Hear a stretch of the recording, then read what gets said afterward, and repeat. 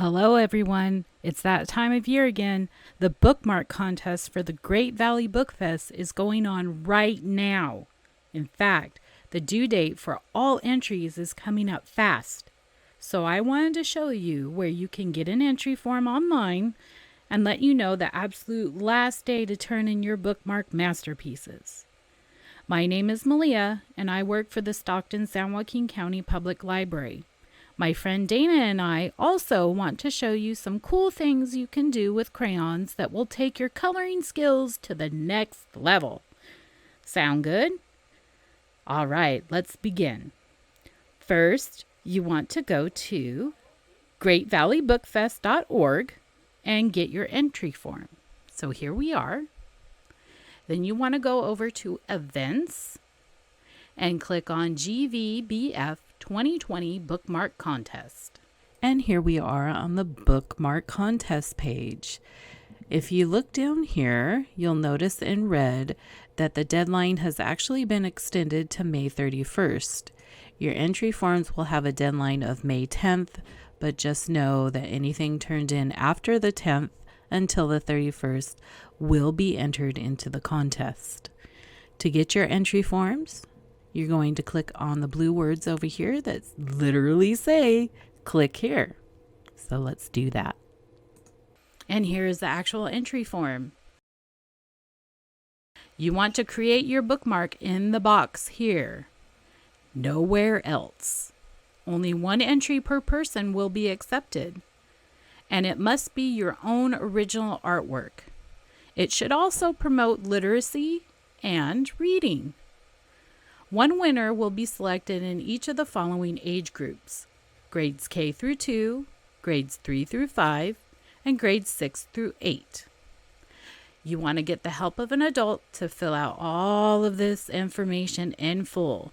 And then you want to send it to Great Valley Bookfest, 1433 Moffett Boulevard, Suite 13 in Manteca.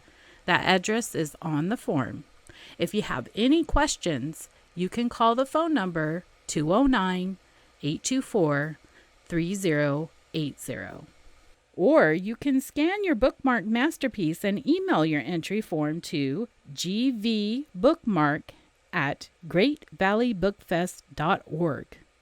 Okay, now I have some tips and tricks to take your crayon coloring to the next level, and then Dana will show you how to make a mega blended crayon. Alrighty, here we go. All right, and welcome to my craft table.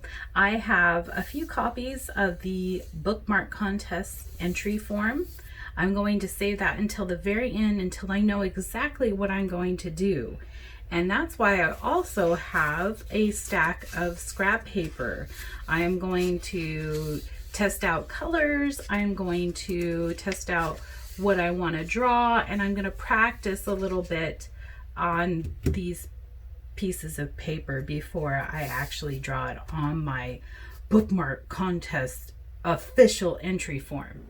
So I have some friends with me to keep me company. I have a big old box of new crayons, and I am going to show you some tips and tricks. So my first tip is to pick some colors that you like, either that are going to be the colors of the objects in your picture or colors that you like and that go well together. I would do swatches because sometimes how the crayon colors is a little bit different than how it goes down on the paper. And then you can see how they go together. And another tip that I strongly recommend is to color with a lot of pressure. So you're gonna press down really hard with your crayon. You'll get a much smoother patch of color. So make a swatch. Get all your colors that you like together. Another tip is to keep your crayons sharp. You can either use an old pencil sharpener Or if you get a big box of crayons like I have here, there's usually a pencil sharpener on the back. You just want to keep these nice and sharp while you're coloring.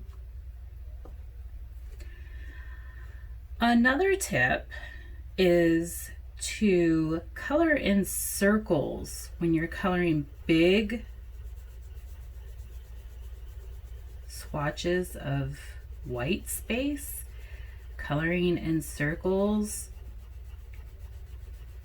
usually makes a nice look. The color is a little more even and a little more saturated. And remember to press hard and get all of those, as much white spots out of where you're laying down your color. And my next tip will require something to scratch off your crayons. You'll need something like a penny or a paper clip, or ask your parents for a card from a store. And once you've laid down all of your color in your picture, so you've drawn everything out and all of your colors are nice and bright, you are going to take your scratching tool and you are just going to scratch over the top. If you use a card, it'll go a lot faster. Let's try the penny too. Yeah, that works really good too. And what this does is that it takes the texture, it scratches off some of the wax of the crayon and leaves just the pigment. And it's a lot smoother. See how that looks? Pretty cool, huh? Okay, so I'm going to let my friends have a little bit of fun. I hope you found that helpful. And I'm going to let Dana show you how to make a homemade crayon out of some broken crayons. So I'll see you next time. Bye. I'm Dana from the Manteca Library, and I am here today to tell you how you can turn your old broken crayons into a brand new homemade crayon. You're just going to go ahead and grab those broken crayons and come with me and I'll show you what to do. So here's my bowl of broken crayons, and you can see I've already gone ahead and removed all the paper. So if your crayons still have paper on them, go ahead and pull all the paper off because we're going to need that first. The first thing I chose to do was to go ahead and separate each of the crayons into their color groups. As a side note for grown-ups, this is a great sorting activity for your preschoolers or your kindergarten age kids. And if you want to add a little complexity, you can have them start counting as well. I've gone ahead and pulled out a few different things for us to use to make our crayons. Over here, you'll see a silicone candy making tray. It's very flexible, but will allow you to get the crayons out easily once you finish. This is just a silicone cupcake cup, and then we're also trying with a softer foil cup. Now, the easiest way to go ahead and get started on this, you're going to want to use the smallest crayon pieces you have. I want to start making something that's sort of a rainbow crayon, so I'm going to grab some red, orange, and yellow and put that into the top.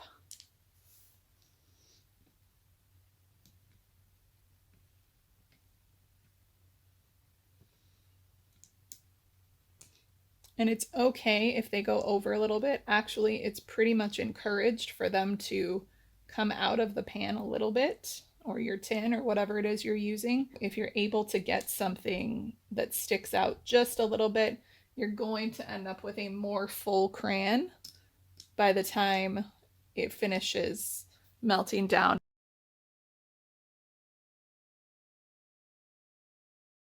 I've got a lot of shades of yellow crayons left, so I'm going to go ahead and make one that is all different shades of yellow.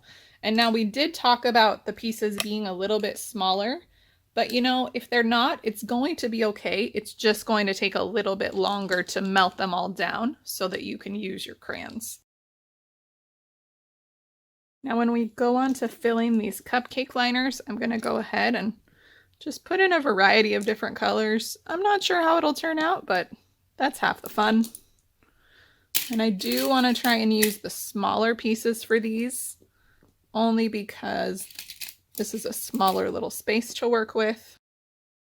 Okay, so once I've finished this up, I've got crayons ready to go in. I've got my 5 over here, 2 more over here that are going to come out in different shapes. And we're going to go ahead and go put those into the oven.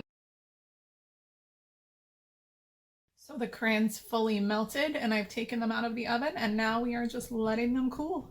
We're not going to try and take them out of the molds until the bottoms are cool to the touch. Okay, so everything is cool to the touch, so we're going to go ahead and start taking these out and see how our crayons look.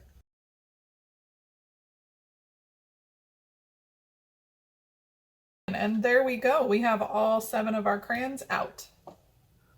And the last thing to do is to grab our new homemade crayons and start coloring.